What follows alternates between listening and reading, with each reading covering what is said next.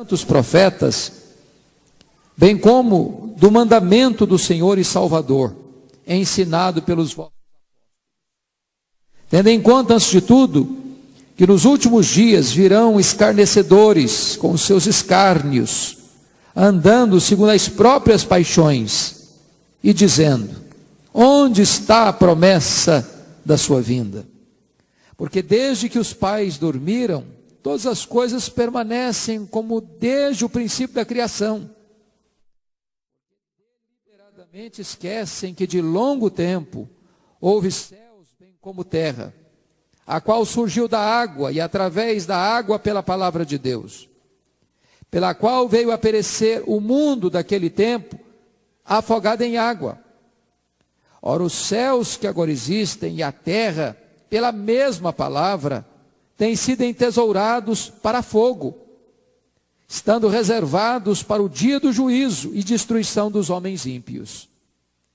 Há, todavia, uma coisa, amados, que não deveis esquecer: que para o Senhor, um dia é como 1000 anos, e 1000 anos como um dia.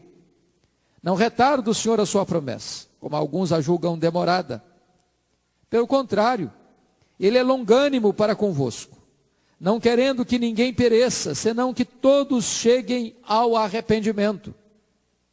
Virá, entretanto, como ladrão o dia do Senhor, no qual os céus passarão com estrepitoso estrondo, e os elementos se desfarão abrasados.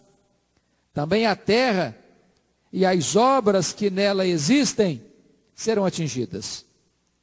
Visto que todas estas coisas hão de ser assim desfeitas, deveis ser tais como os que vivem em santo procedimento e piedade, esperando e apressando a vinda do dia de Deus, por causa do qual os céus incendiados serão desfeitos e os elementos abrasados se derreterão. Nós, porém, segundo a sua promessa, esperamos novos céus e nova terra, nos quais habita a justiça. Por essa razão, pois, amados, esperando estas coisas, empenhai-vos por serdes achado por Ele em paz, sem mácula e irrepreensíveis.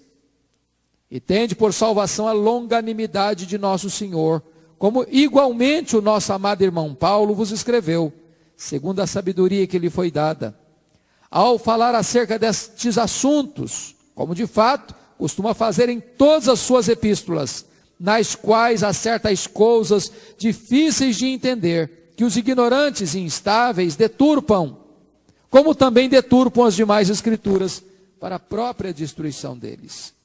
Vós, pois, amados, prevenidos como estáis de antemão, acautelai-vos. Não suceda que, arrastados pelo erro desses insubordinados, descaiais da vossa própria firmeza. Antes, crescei na graça e no conhecimento de nosso Senhor e Salvador Jesus Cristo. A Ele seja a glória, tanto agora como no dia eterno. Amém.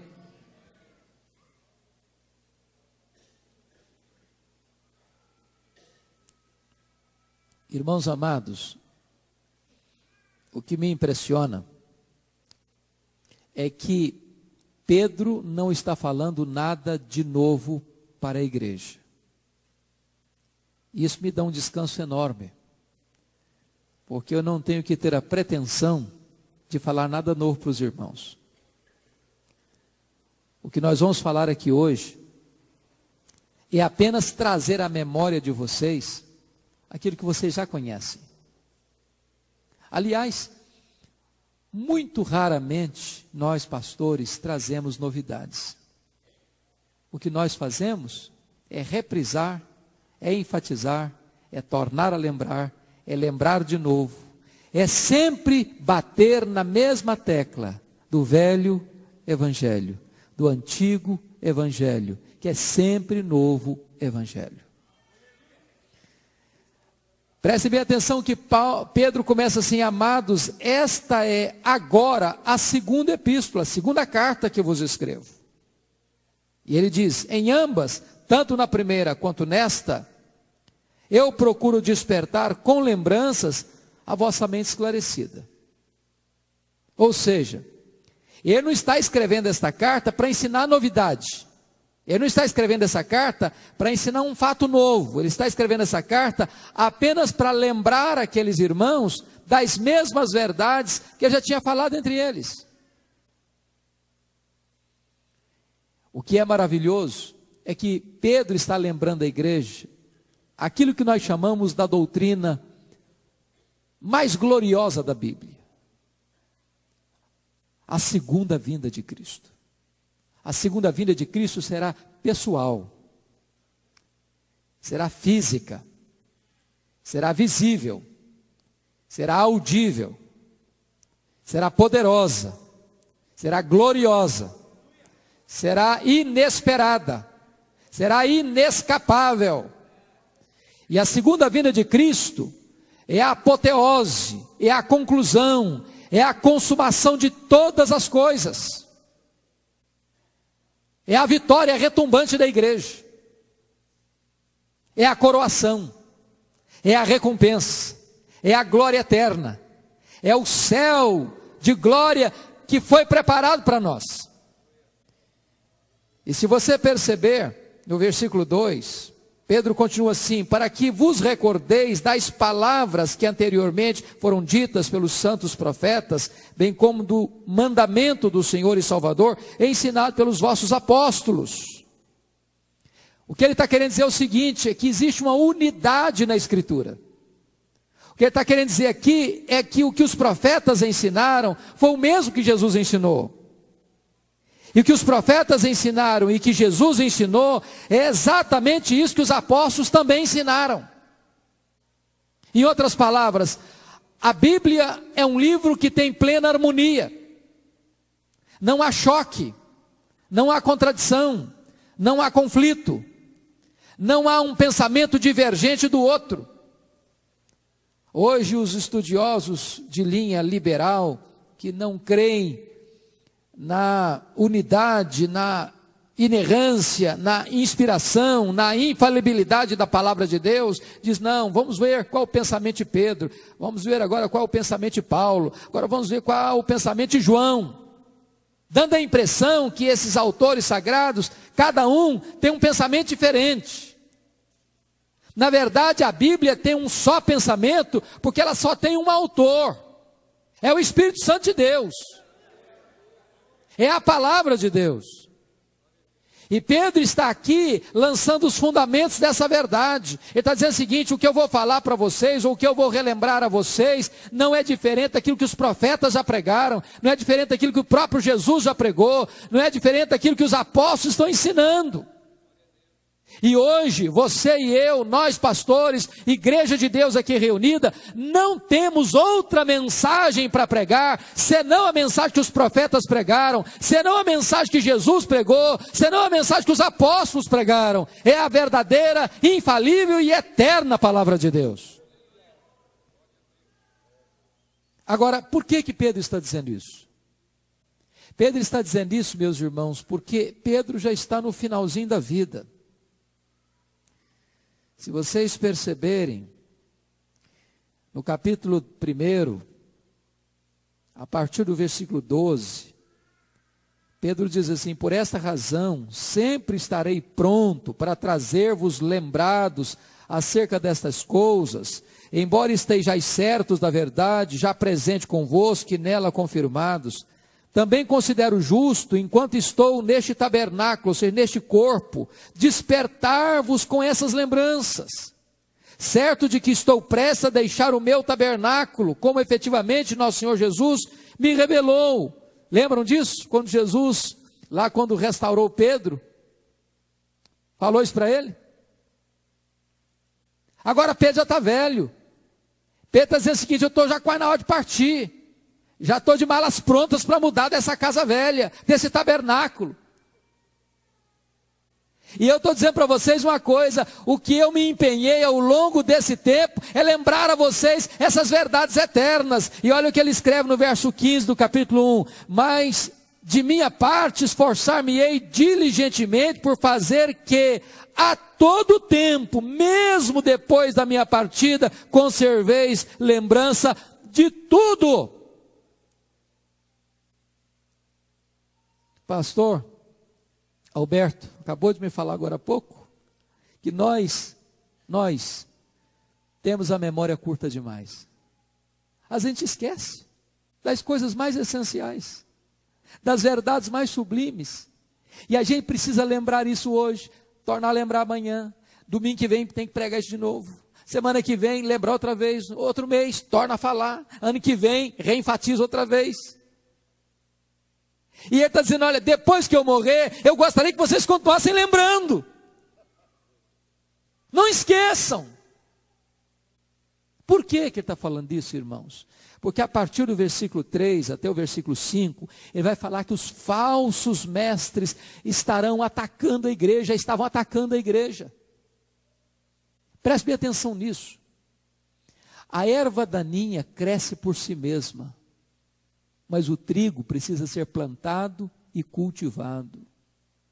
A verdade precisa ser pregada, relembrada, reenfatizada, tornar a ensinar de novo. Essa doutrina sempre vai gerar uma falsa vida.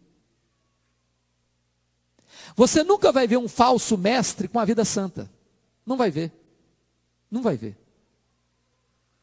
Porque o falso mestre, ele é governado por aquilo que ele crê. A doutrina precede a prática, é por isso que Pedro, sempre nas cartas ensinava a primeira verdade, depois ele aplicava a verdade. Porque assim como você crê, assim você é. Então o que acontecia com os falsos mestres? Eles pregavam heresia e eles viviam uma vida distorcida.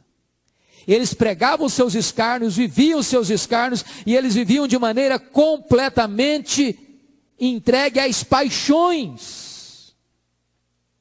Quando uma pessoa não quer mudar de vida, sabe o que ela faz? Ela cria uma teologia para justificar a sua prática errada. Já percebeu isso? Porque ser cristão exige mudança. Talvez você pergunte, por que as seitas heréticas crescem mais do que a igreja cristã? Não tem necessidade de novo nascimento, não precisa de arrepender de pecado. Pode vir de qualquer jeito. De qualquer jeito. Como a pessoa não quer mudar, ela prefere mudar a teologia dela do que mudar a vida dela. E ela cria uma teologia para justificar a prática dela. E você vai perceber qual era o ensino deles. Olha o verso 4. Qual era o ensino dos falsos mestres? E dizendo, onde está a promessa da sua vinda? Porque desde que os pais dormiram, todas as coisas permanecem como desde o princípio da criação. Eles estão dizendo o seguinte, que bobagem esse negócio de segunda vinda de Cristo. Os falsos mestres diziam, esse negócio não vai acontecer não.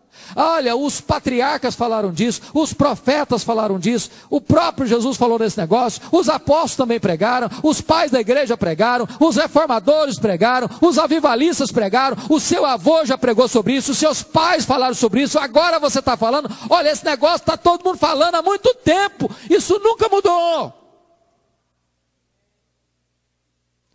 Então não creia na segunda vinda de Cristo, diziam os falsos apóstolos, diziam os falsos mestres. Agora, será que a afirmação que eles fizeram é verdadeira? Todas as coisas permanecem como desde o princípio da criação, é verdade isso?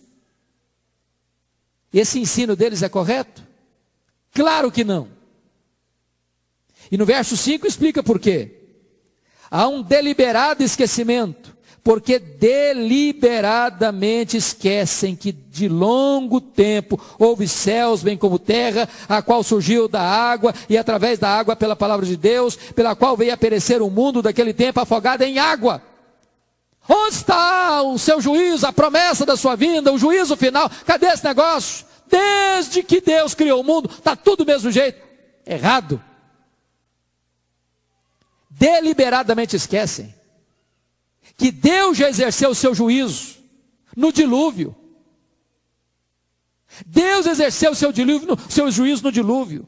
E aqueles que zombaram de Noé, aqueles que zombaram da palavra de Deus, aqueles que zombaram do juízo de Deus, sofreram inevitavelmente as consequências daquele juízo.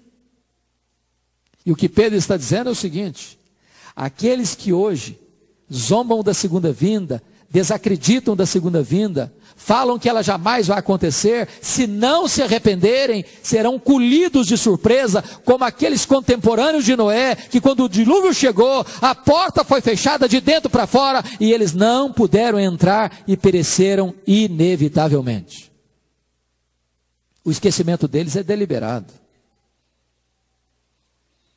Agora, vamos ver que Deus já exerceu juízo neste mundo, no passado, e Deus vai exercer juízo no futuro. Confira comigo. No versículo 6, diz que Deus exerceu juízo no passado. Pela palavra de Deus, veio a perecer o mundo daquele tempo afogado em água. É olhar para o retrovisor e ver isso. Deus já fez. Será que Deus fará de novo? Confira o verso 7. Ora, os céus que agora existem e a terra, pela mesma palavra, têm sido entesourados para fogo, estando reservados para o dia do juízo e destruição dos homens ímpios. Se lá no passado Deus destruiu a terra com água, agora Deus vai destruir com fogo. Agora note uma coisa: o dilúvio veio pela palavra de Deus, e a destruição na segunda vinda de Cristo vem pela palavra de Deus. O que é que os falsos mestres negavam? A palavra de Deus. O que é que os falsos mestres de hoje negam? A palavra de Deus. E o que é que vai ser honrado na segunda vinda de Cristo? A palavra de Deus. Assim como pela palavra de Deus o dilúvio chegou, assim também pela palavra de Deus a segunda vinda chegará e o juízo de Deus chegará.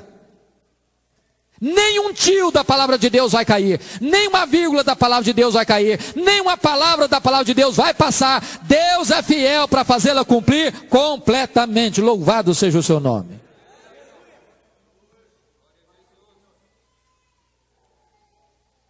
Agora, preste bem atenção, que talvez você faça essa seguinte pergunta: bom, meu Deus, é verdade, Jesus vai voltar mesmo. Mas por que não voltou ainda? Por que não voltou ainda? Alguns oram continuamente como os apóstolos: Maranata, ora vem, Senhor Jesus. Quantos irmãos nossos morreram na expectativa da volta de Jesus? Eu acho bonito porque o apóstolo Paulo esperava a volta de Jesus para os dias dele. E tem muita gente que diz: não, tem tanta coisa para cumprir ainda de profecia que vai demorar mais 1000 anos. E aí faz o quê? Cruza os braços. Sabe o que a Bíblia me ensina? Que toda geração precisa esperar a segunda vinda de Cristo na sua geração. Foi o que ele nos ensinou. Vigiai. Cedo vem. Eu não sei a hora. Eu não sei o dia. Eu não posso marcar a data, mas eu tenho que estar esperando, eu tenho que estar preparado. Mas você pergunta: mas por que está demorando? A resposta está escrita aqui no versículo 8 a 10. Há todavia uma coisa, amados, que não deveis esquecer, que para o Senhor um dia é como 1000 anos, e 1000 anos como um dia. Você não pode colocar Deus nos mesmos parâmetros do homem. Você e eu somos governados pelo tempo Cronos. Cronos é o tempo de relógio. Segundo, minuto, hora, dia, semana, mês, ano, década, século, milênio. Você não pode colocar Deus nesse quadrado do tempo humano, porque Deus está fora do tempo. Deus é eterno. E eternidade é uma categoria que nós, humanos, agora não compreendemos. Por exemplo, eu explico. Só Deus é eterno. Eternidade é um atributo exclusivo de Deus. Por exemplo, se você diminuir 1 milhão de anos da eternidade, quanto que sobra? Quanto que sobra? Eternidade. Mas e se eu diminuir 1 bilhão de anos da eternidade? Quanto que sobra? Eternidade. Mas se eu diminuir 1 trilhão de anos da eternidade, quanto é que sobra? Eternidade. Então eternidade não é tempo. Não é tempo. É uma categoria fora do tempo. Então eu não posso colocar o Deus que é eterno dentro da categoria do tempo, porque para ele um dia é como 1000 anos é como um dia, porque ele não é regido pelo cronos, pelo nosso relógio. Ele é eterno. Agora ainda permanece a pergunta, por que que a segunda vinda então parece estar demorando para nós? A resposta está no versículo 9. Não retarda o Senhor a sua promessa, como alguns a julgam demorada. Pelo contrário, ele é longânimo para convosco, não querendo que nenhum pereça, senão que todos cheguem ao arrependimento. Sabe por que que a segunda vinda está demorando? É porque Deus é muito compassivo. É porque Deus é muito paciente. É porque Deus está dando mais uma chance para você. É porque Deus não quer que esse dia pegue você de surpresa, sem você estar preparado, sem você estar arrependido, sem você estar com a sua vida certa com Ele, sem que você possa subir e desfrutar da glória eterna com o seu filho. O que move o coração de Deus a postergar a volta do seu filho é dar mais uma chance para que os pecadores se arrependam e se voltem para Ele, porque Ele não tem prazer na morte do ímpio, Ele não tem prazer que o perverso morra na sua impiedade.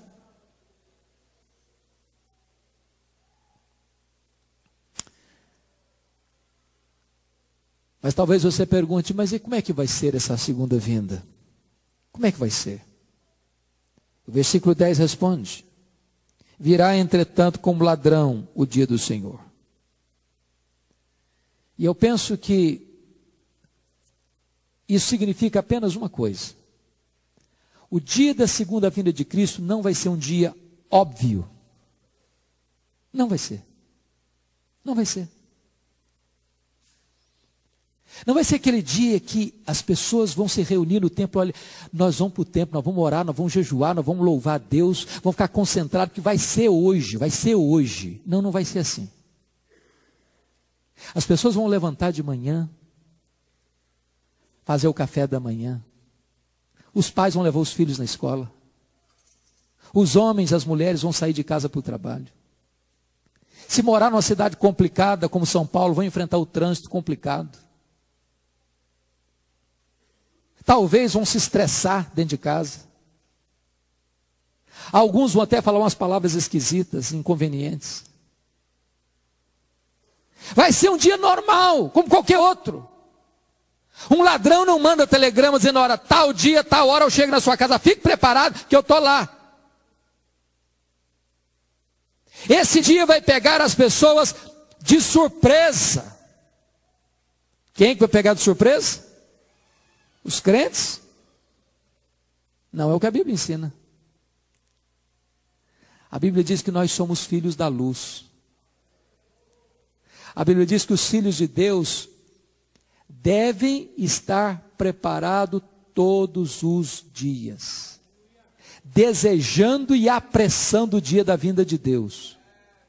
Como um dia perguntaram para João Wesley, o que é que você gostaria de estar fazendo quando Jesus voltar? Ele respondeu, eu gostaria de estar fazendo o que faço todos os dias. Porque todos os dias eu estou preparado, todos os dias eu estou esperando, todos os dias eu estou aguardando o meu Salvador voltar.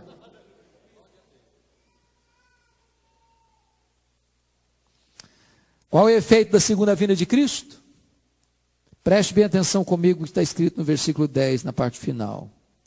No qual, nesse dia, os céus passarão com estrepitoso estrondo, e os elementos se desfarão abrasados. Também a terra e as obras que nela existem serão atingidas. Eu peço a você para examinar comigo claramente agora 3 versículos desse texto.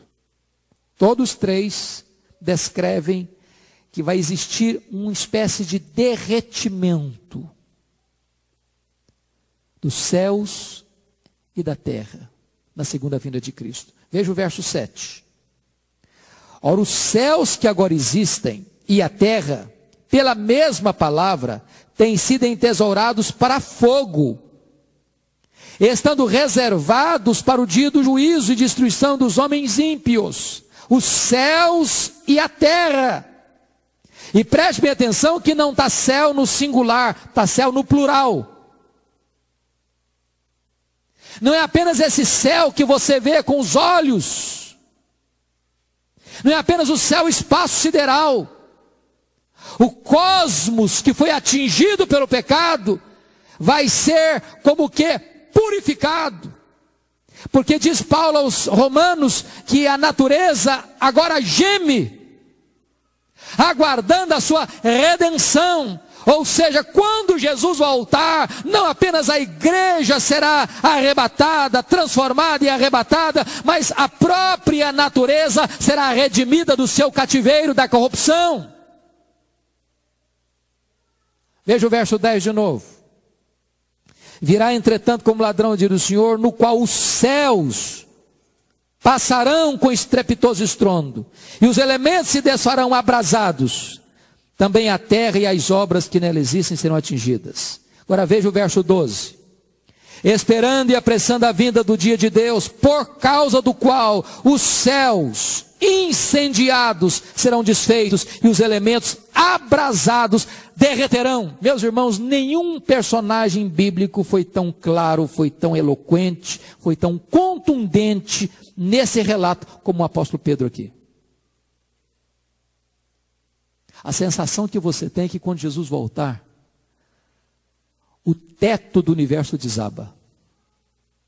As colunas de sustentação do universo entram em colapso.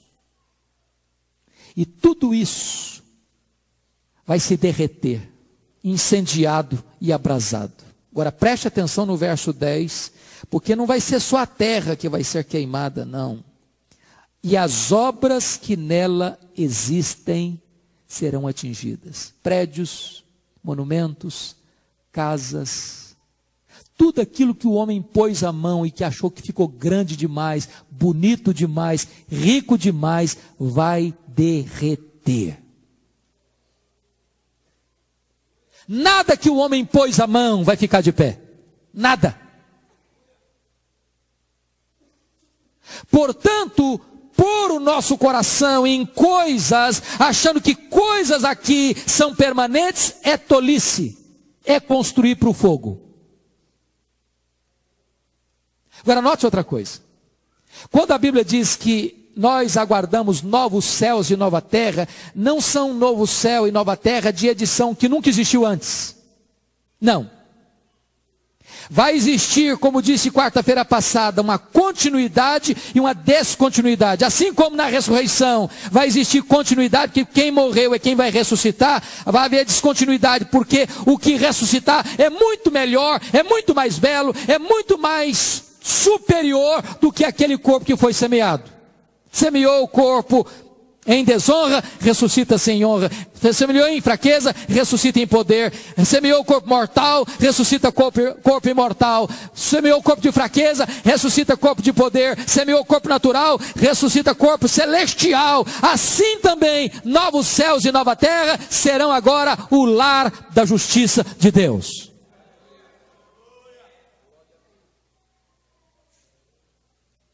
Agora prestem bem atenção. Prestem bem atenção. Se isso é verdade, e é verdade, se isso vai acontecer, e vai acontecer, a pergunta de Pedro agora é a seguinte: e daí? E daí? Que implicação tem isso? O que isso tem a ver comigo?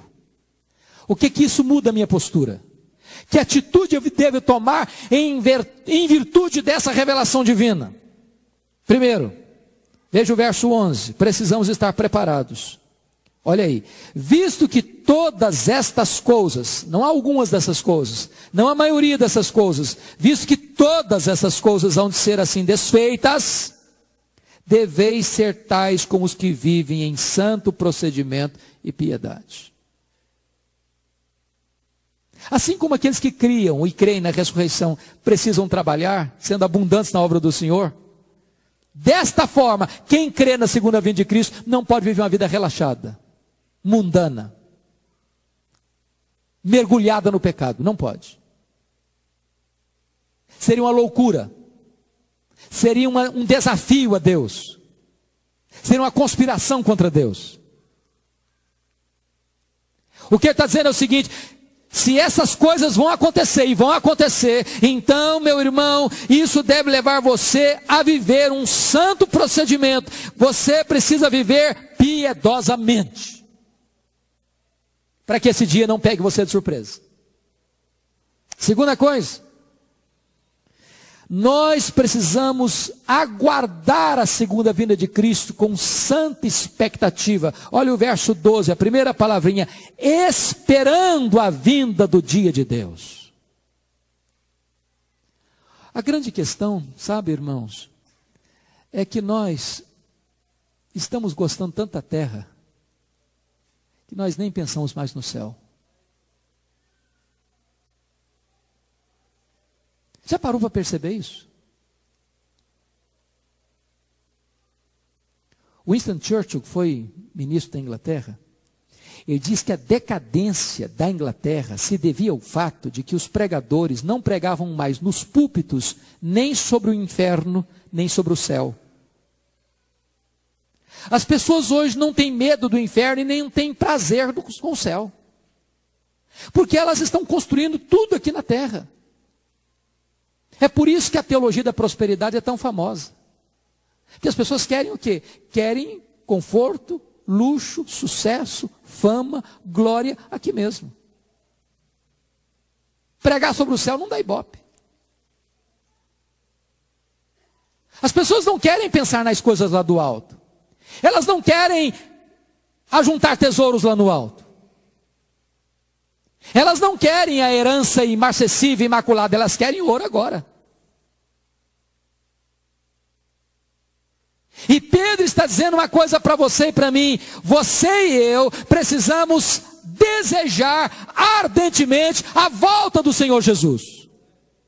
Nós devemos esperar esse dia como que na ponta dos pés. A nossa oração deve ser a dos apóstolos: Maranata, ora vem, Senhor Jesus. Mas, amados, há uma segunda atitude que é mencionada aí. Veja comigo o verso 12 ainda. Nós não devemos apenas esperar, não. Diz Pedro aí, nós devemos apressar a vinda do dia de Deus. Mas como assim nós poderemos entrar nessa agenda? Para apressar.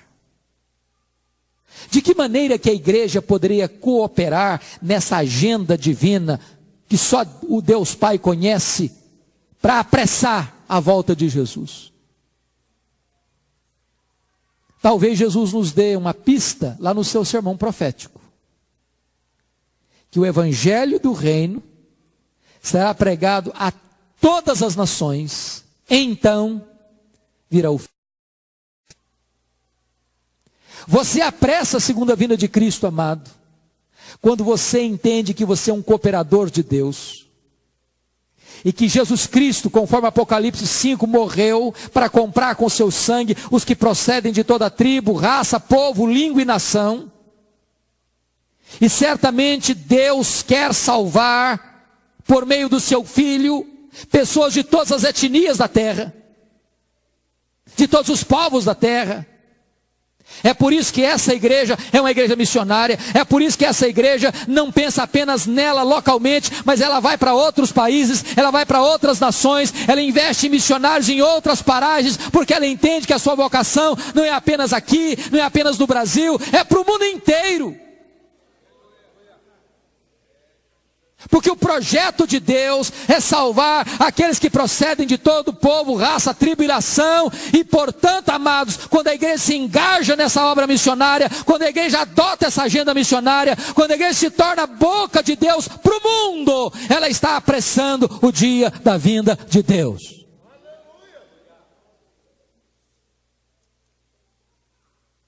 Mas, queridos, versículo 13, veja comigo, por favor. esperando e apressando o dia da vinda de Deus, por causa do qual os céus incendiados serão desfeitos e os elementos abrasados se derreterão. E aí a pessoa pode pensar, puxa vida, eu estou com medo desse negócio. Será que vai ser esse derretimento? Vai ser um caos? É isso? É um hecatombe mundial? É uma catástrofe de proporção universal? É isso? Absolutamente não. Deus não promove o caos. Deus promove a restauração. É por isso que o verso 13 diz, mas nós, porém, segundo as suas promessas, ou segundo a sua promessa, esperamos novos céus e nova terra, nos quais habita justiça. Louvado seja Deus. O que está pela frente não é o caos, o que está pela frente é a glória, o que está pela frente não é a destruição, o que está pela frente é a restauração. Nós não estamos caminhando, irmãos, para um ocaso, para o entardecer lúgubre e lógubre. Nós estamos caminhando para o alvorecer da gloriosa eternidade com Deus.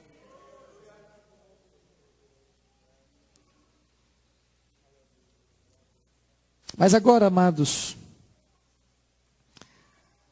o apóstolo Pedro, como pastor que era, que cuidava das ovelhas, ele vai fazer algumas aplicações práticas. É aquele tipo de pregador que depois que ele terminou de pregar, vai aplicar algumas coisas. Então vai trazer algumas aplicações práticas para a igreja. A primeira aplicação prática para a igreja está aí no versículo 14. Por essa razão, note você, por essa razão, ele está tirando uma conclusão lógica. Falou, em virtude do que eu já falei, do que eu já ensinei, por causa disso, em virtude disso, por essa razão, pois, amados, esperando estas coisas, empenhai-vos por serdes achados por ele em paz, sem mácula e irrepreensíveis.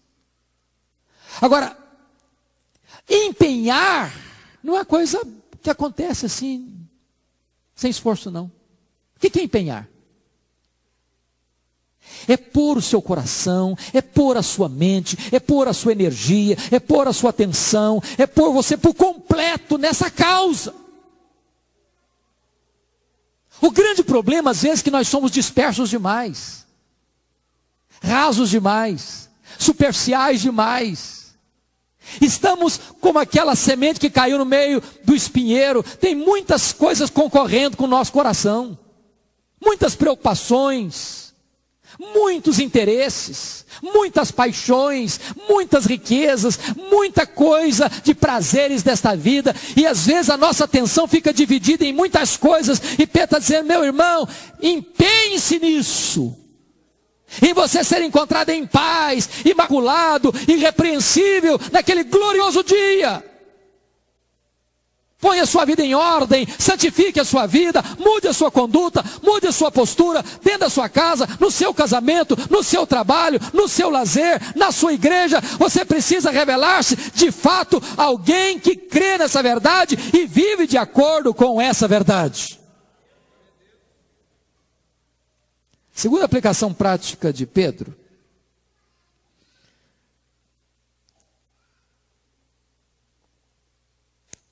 É fortalecer no coração dos, no meu e no seu também, que nós precisamos cada dia mais nos apegar à palavra de Deus.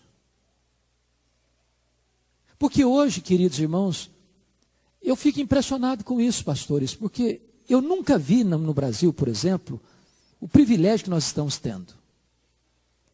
Você chega numa livraria evangélica hoje, você tem mais de 30 tipos de bíblias de estudo. É um negócio impressionante. Impressionante. Mas nunca se teve uma geração tão analfabeta da Bíblia. As pessoas colecionam Bíblia em casa, mas não leem. Você cita profeta Joel e o camarada começa a abrir a Bíblia lá em Gênesis. Ele não sabe onde está Joel. Você cita João 3,16 e ele não sabe citar de cor. Há uma superficialidade crônica. E eu vou dizer uma coisa para vocês, um crente que não está firmado na palavra, ele é massa de manobra na mão dos falsos mestres. Ele é susceptível ao ataque das bestas feras, ao dente daqueles lobos que vêm para devorar o rebanho. Culturas que tinham autoridade de inspiração. E que eu preciso receber esta palavra com palavra de autoridade de Deus para a minha vida. Deixa eu dizer uma coisa para vocês que me tocou muito o coração. Há 2 anos eu estive em Londres e fui visitar o tabernáculo, o templo onde Charles Haddon Spurgeon pregou no século XIX. Foi talvez o maior pregador do século XIX. Hoje não é mais aquele templo, comportava mais de 6.000 pessoas, hoje é um templo menor, para 1.200 pessoas, mas ainda preserva aquela mesma confiança da palavra de Deus.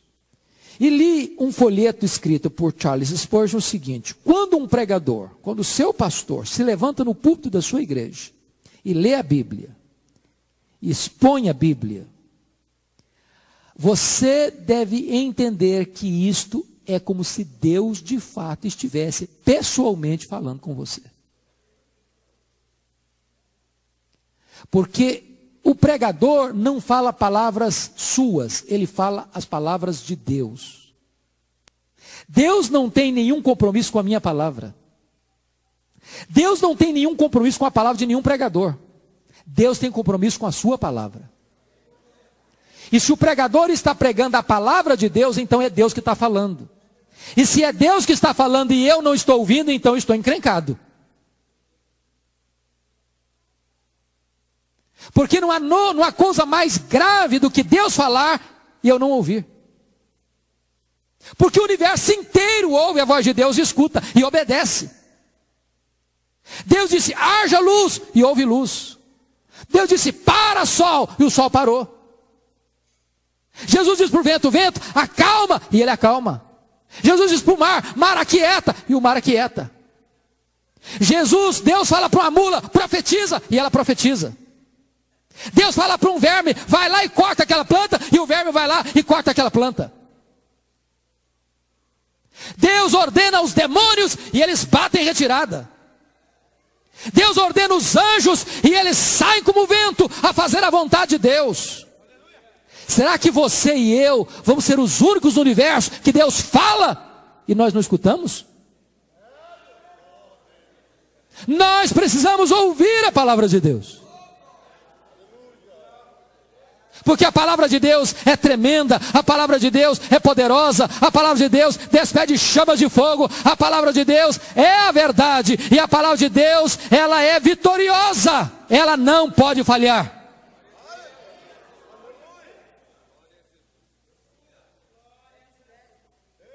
Terceira aplicação prática. Rejeite o engano, versículo 17. Vós, pois, amados. Preste bem atenção que quando ele fala dos falsos mestres, ele não diz isso, mas quando ele se refere ao povo de Deus, um contraste entre os falsos mestres e o povo de Deus, a igreja de Deus, veja bem, agora ele está se dirigindo ao rebanho. Vós, pois, amados. Em contraste com os ignorantes e instáveis do verso 16, que deturpam para a própria destruição deles.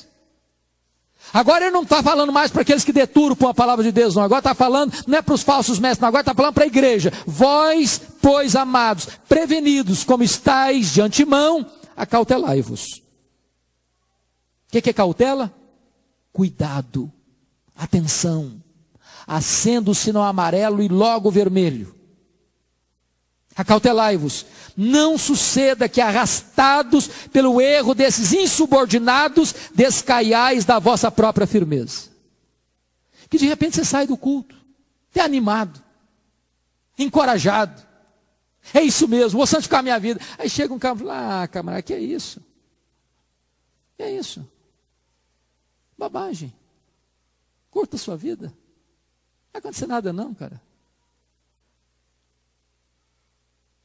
Fica tranquilo, leva a sua vidinha, curta a sua vida. E aí, sabe, irmãos, a pregação dos falsos mestres é a pregação mais popular, sabia? Sempre é popular.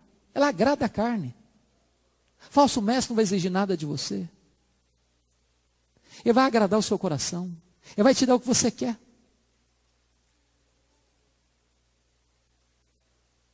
E se você não tomar cuidado, se você não se acautelar, se você não vigiar, se você não abrir os olhos espirituais, se você não ficar atento, você pode ser enredado por esses erros terríveis. Em vez de você seguir esse erro, ser arrastado pela torrente, pela enxurrada desse erro, o verso 18 nos diz o que você e eu devemos fazer. Antes, pelo contrário, crescei na graça e no conhecimento de nosso Senhor e Salvador Jesus Cristo. Louvado seja Deus. E aqui, amados, há um equilíbrio, a verdade e a graça, o conhecimento e a piedade, a luz na cabeça e o fogo no coração. Deixa eu dizer uma coisa para vocês. Graça sem conhecimento leva você para o misticismo. Conhecimento sem graça leva você para o racionalismo. O pastor Paulo já disse nesse culto, o nosso culto é racional. Nós não estamos aqui pedindo para você botar de lado a sua mente, o seu intelecto, a sua razão, o seu entendimento. Não! A verdade de Deus precisa ser compreendida, precisa ser absorvida, precisa ser crida. E quando você pega essa verdade, entende essa verdade, mastiga essa verdade, digere essa verdade, aceita essa verdade se transforma em vida, em transformação de caráter, de palavras, de atitudes, de gestos, de comportamento, de postura, dentro de casa, na sociedade, na igreja, em qualquer lugar.